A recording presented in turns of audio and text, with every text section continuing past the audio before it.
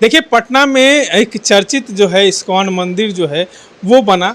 ISKCON मंदिर में पुजारी रहते हैं, दो पुजारियों के बीच जो है अचानक जो है रात के समय भिड़ंत हो जाती है, जिसमें गार्ड को सुरक्षा हेतु लाठी चार्ज करना पड़ता है। कई लोग जो है उसमें घायल भी हो जाते हैं। तमाम मुद्दों पर चर्चा करने के लिए हमारे पूर्व IPS अधिकारी अमिताभ कुमार दास जी कैसे देखते हैं कि जो है बीते रात जमकर मारपीट हुई है इस्कॉन मंदिर में। देखिए, पहले मैं इस्कॉन के बारे में दर्शकों को कुछ बता दूं। ये इस्कॉन का फुल फॉर्म होता है international society for Krishna consciousness. संक्षेप में उसके इस्कॉन कहते हैं। इसकी स्थापना 1966 में अमेरिका के शहर न्यूयॉर्क में हुई थी। एक स्वामी प्रभुपाद करके थे, उन्होंने इसकी बुनियाद डाली थी। एक ये अंतर्राष्ट्रीय संस्था है और मुझे लगता है दुनिया भर में इसके सैकड़ों मंदिर होंगे। और इसको हरे कृष्ण आंदोलन के नाम से भी जाना जाता है, क्योंकि इसके लोग कृष्ण भक्त होते हैं और हरे कृष्ण कीर्तन करते रहते हैं। और ये काफ़ी मतलब आप समझ सकते हैं पॉपुलर भी हो गया, विदेशों में भी काफ़ी पॉपुलर है।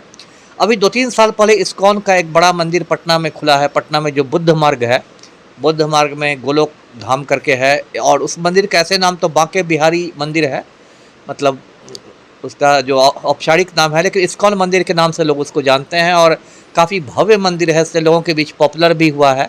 लोग जाते हैं वहाँ। और वहाँ एक गोविंदा रेस्टोरेंट भी है मंदिर के परिसर में ही, जिसमें कहते हैं कि कुछ कम ही पैसे में आप दबा के खा सकते हैं शाकाहारी भोजन, लेकिन जितनी मर्जी हो आप कम ही पैसे में वो शाकाहारी भोजन कर सकते हैं जितना मन हो। तो इसलिए काफ़ी लोगों में पॉपुलर हुआ है। लोग जाते हैं परिवार के साथ वहाँ पर, अपना जो कृष्ण की मूर्ति लगी है उसके दर्शन करते हैं, फिर गोविंदा रेस्टोरेंट में खाते हैं, आते हैं, यही है। अब कल जो घटना हुई है वो अजीबोगरीब घटना है। देखिए, वहाँ पर इस्कॉन मंदिर में पुजारियों के आपस में ही 2 गुट हो गए थे। एक का नेता था कृष्ण कृपा दास और दूसरे का नेता था रक्षक गिरधारी दास। अब इस्कॉन में भी हर जगह राजनीति है, तो वहाँ भी राजनीति है। तो इन लोगों ने क्या किया कि रक्षक गिरधारी दास का बदली करा दिया भागलपुर में भी एक इस्कॉन का मंदिर, वो वहाँ पर मुख्य पुजारी बन गया।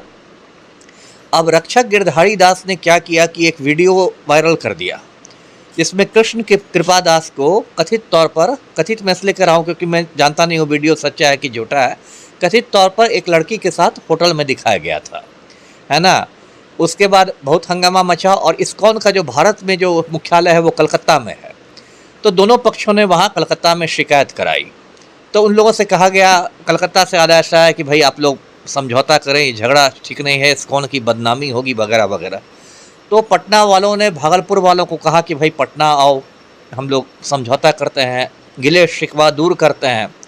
वो लोग आए भागलपुर, तो यहाँ शिकवा क्या दूर होंगे, यहाँ से तो पहले से बाउंसर तैयार थे और गुंडे तैयार थे और पूरी मारपीट हो गई। उसका भी वीडियो वायरल हो रहा है। बहुत अजीबोगरीब दिखाई दे रहा है। उस इस्कॉन में जो कम उम्र के लड़के रहते हैं उनको बाल ब्रह्मचारी कहा जाता है। बाल ब्रह्मचारियों की भी पिटाई हो गई है और ऐसी हालत हो गई कि कोतवाली थाना की पुलिस आनी पड़ी। पटना का DSP कोतवाली दौड़े गया और 12 लोग उसमें मतलब घायल हुए हैं, उनका इलाज चल रहा है। FIR हुआ है, प्राथमिकी हुई है, दोनों पक्षों की ओर से हुई है पटना के कोतवाली थाना में। तो जो कुछ हुआ है आप देखिए, इसी को पाखंड कहते हैं। एक तरफ आप बड़ी बड़ी बात करते हैं हरे कृष्ण और क्या क्या गीता का उपदेश और बड़ी बड़ी बात आप कहेंगे, और दूसरी तरफ आपका ये लेवल हो गया है कि लड़की का वीडियो को वायरल कर रहा है। और जितनी मेरी समझ है, पूरा मुझे विश्वास है कि सारा खेल होगा वो पैसे के बंटवारे को लेके होगा। ये ज़्यादातर जो मंदिर होते हैं, खास के बड़े बड़े जो मंदिर होते हैं, उनके पास अकूत दौलत होती है ना। इतने लोग जो चढ़ावा चढ़ाते हैं, दान करते हैं, तो उसमें जो मैनेजमेंट कमेटी के लोग रहते हैं, उनमें मंदिर प्रबंधन के लोग, उनमें झगड़ा शुरू हो जाता है ना, उसके बंटवारे को लेके कि नहीं अध्यक्ष ने ज़्यादा खा लिया तो उपाध्यक्ष ने ज़्यादा खा लिया। और कोई ऑडिट तो मंदिरों का होता नहीं, कोई सरकारी कार्यालय तो है नहीं किनका ऐसा ऑडिट होगा। तो यही सब है। लेकिन अब लोग खुद देखे पटना के लोग कि भाई ये एक तरफ कहेंगे लोग कि हम शाकाहारी भोजन करते हैं, ना प्याज खाते हैं, ना लहसुन खाते हैं, और दूसरी ओर पूरी मारपीट कर रहे हैं, हिंसा के रास्ते पर हैं। तो जो कुछ एक बात तमाम दर्शकों से कहेंगे, देखिए आप लोग की भावनाओं को आहत हम लोग को नहीं करना, लेकिन जिस तरीके से देश में तमाम पुजारी जो है वो उपदेश तो जनता को देते हैं, भक्तों को देते हैं, लेकिन वो उपदेश का पालन वो खुद नहीं करते हैं। देखिए, इस्कॉन मंदिर में जाएंगे तो आपको शांति और मन अनुभूति तो ज़रूर होगी, लेकिन जिस तरीके से जो ब्राह्मण, जो पंडित बैठते हैं मंदिर में, वो बड़े बड़े उपदेश तो ज़रूर देंगे कि आप इस तरीके से ना करें तो आपका ये सफल हो जाएगा, इस तरीके से ना करें तो वो सफल हो जाएगा।